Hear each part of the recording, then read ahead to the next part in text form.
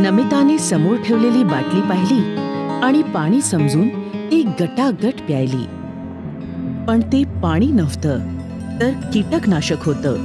झाडांवर फवारण्यासाठी ते त्या बाटलीत भरून ठेवलं होतं. नमिता ते विषारी मिश्रण चुकून प्यायली होती. तिची अवस्था बघून आईने लगेच मिठाचं पाणी आणलं. उलटी झाली तर बरं असं त्यांना वाटलं.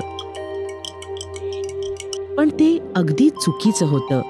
त्याने काहीही फायदा नसता झाला आणि नुकसानच होण्याची शक्यता जास्त होती. आजचा विषय, विषबाधा झाल्यास करायचे प्रथम उपचार.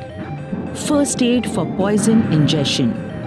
विष म्हणजे असा कोणताही पदार्थ जो शरीरात गेल्यास तात्पुरते किंवा कायमस्वरूपी परिणाम घडवून आणू शकतो. हे नुकसान म्हणजे दुखापत, आजारपण किंवा मृत्यूही असू शकतो. एखादं औषध, विषारी अन्न, केरोसिन, स्वच्छतेसाठी वापरलं जाणारं फिनाईल किंवा ॲसिड, झुरळं आणि उंदीर मारण्याचं रसायन यातला कोणताही घटक विष असू शकतो. एखादा विषारी पदार्थ किती वेगाने आणि काय दुष्परिणाम घडवून आणेल हे त्या विषाच्या प्रकारावर आणि प्रमाणावर अवलंबून असतं. खाण्यापिण्यातून विष शरीरात गेल्यास उद्भवणारी सामान्य लक्षणं: मळमळ किंवा उलटी होणे, पोटात मुरडा येणे किंवा पोट दुखणे, तोंडामध्ये, घशात किंवा पोटात जळजळ, श्वास घेण्यास त्रास होणे, चक्कर येणे, तोंडातून लाळ किंवा फेस येणे, अंग थरथर कापणे, अर्धवट शुद्धीत असणे, हे उशिरा लक्षात येणे किंवा अजिबात लक्षात न येणे.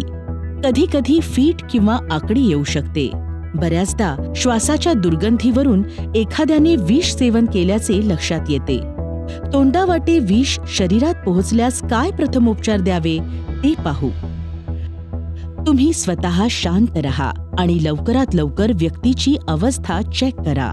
व्यक्ती शुद्धीत असेल तर त्यांनी काय खाल्लं किंवा प्यायलं होतं ते विचारा. त्याचं प्रमाण काय होतं, सेवन कधी केलं होतं आणि आता कसं वाटतंय हे देखील विचारा. व्यक्तीला आराम वाटेल अशा स्थितीत ठेवा. त्यानंतर डॉक्टरांना फोन करा. त्यांना परिस्थिती सांगा आणि सूचना ऐका.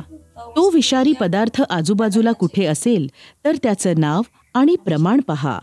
ही माहिती डॉक्टरांना उपयोगी ठरू शकते. त्यानंतर त्वरित हॉस्पिटलमध्ये घेऊन जा. विषारी पदार्थही सोबत घेऊन जा. कोणतं विष शरीरात गेलं असेल हे समजत नसेल तर वेळ न घालवता त्या व्यक्तीला लगेच हॉस्पिटलमध्ये घेऊन जा. त्यांना हॉस्पिटलमध्ये घेऊन जाणं शक्य नसेल तर त्वरित ॲम्ब्युलन्सला फोन करा. व्यक्तीने विष सेवन केलं आहे हे फोनवर स्पष्टपणे सांगा. श्वास घ्यायला त्रास होत असेल, चक्कर येत असेल किंवा ती व्यक्ती बेशुद्ध होत असेल तर त्यांना रिकव्हरी पोझिशन द्या आणि त्यांच्या अवस्थेवर लक्ष ठेवा. विष सेवन केलेली व्यक्ती बेशुद्ध असेल तर त्यांची हनुवटी थोडी वर उचला आणि डोकं मागे झुकवा. श्वासोच्छ्वास तपासा. व्यक्तीचा श्वासोच्छ्वास सुरू नसेल तर वेळ न घालवता CPR सुरू करा. ॲम्ब्युलन्स येईपर्यंत किंवा श्वास सुरू होईपर्यंत CPR देत रहा.